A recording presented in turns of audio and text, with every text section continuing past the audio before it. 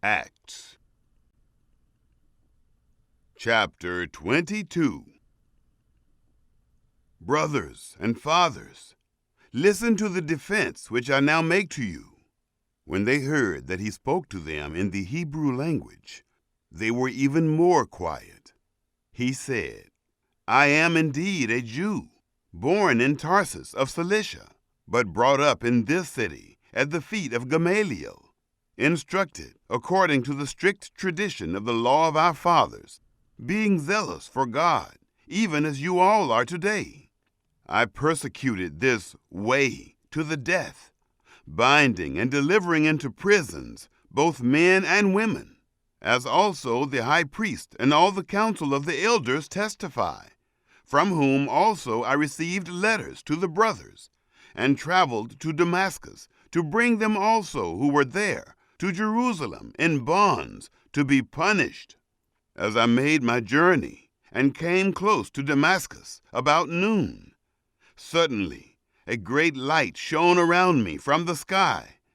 I fell to the ground and heard a voice saying to me, Saul, Saul, why are you persecuting me? I answered, Who are you, Lord? He said to me, I am Jesus of Nazareth, whom you persecute. Those who were with me indeed saw the light and were afraid, but they didn't understand the voice of him who spoke to me. I said, What shall I do, Lord? The Lord said to me, Arise and go into Damascus. There you will be told about all things which are appointed for you to do. When I couldn't see for the glory of that light, being led by the hand of those who were with me, I came into Damascus. One Ananias, a devout man according to the law, well reported of by all the Jews who lived in Damascus, came to me, and standing by me said to me, Brother Saul, receive your sight. In that very hour I looked up at him. He said, The God of our fathers has appointed you to know his will, and to see the righteous one, and to hear a voice from his mouth. For you will be a witness for him to all men of what you have seen and heard. Now, why do you wait? Arise, be baptized, and wash away your sins, calling on the name of the Lord. When I had returned to Jerusalem, and while I prayed in the temple, I fell into a trance and saw him saying to me, Hurry and get out of Jerusalem quickly, because they will not receive testimony concerning me from you. I said, Lord, they themselves know that I am imprisoned and beat in every synagogue, those who believed in you.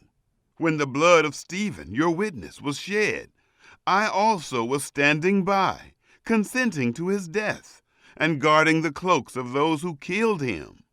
He said to me, Depart, for I will send you out far from here, to the Gentiles. They listened to him until he said that. Then they lifted up their voice and said, Rid the earth of this fellow, for he isn't fit to live. As they cried out, threw off their cloaks, and threw dust into the air, the commanding officer commanded him to be brought into the barracks, ordering him to be examined by scourging, that he might know for what crime they shouted against him like that. When they had tied him up with thongs, Paul asked the centurion who stood by, Is it lawful for you to scourge a man who is a Roman and not found guilty? When the centurion heard it, he went to the commanding officer and told him, Watch what you are about to do, for this man is a Roman. The commanding officer came and asked him, Tell me, are you a Roman? He said, Yes. The commanding officer answered, I bought my citizenship for a great price. Paul said, But I was born a Roman. Immediately those who were about to examine him departed from him, and the commanding officer also was afraid when he realized that he was a Roman, because he had bound him. But on the next day, desiring to know the truth about why he was accused by the Jews, he freed him from the bonds and commanded the chief priests and all the council to come together, and brought Paul down and set him before them.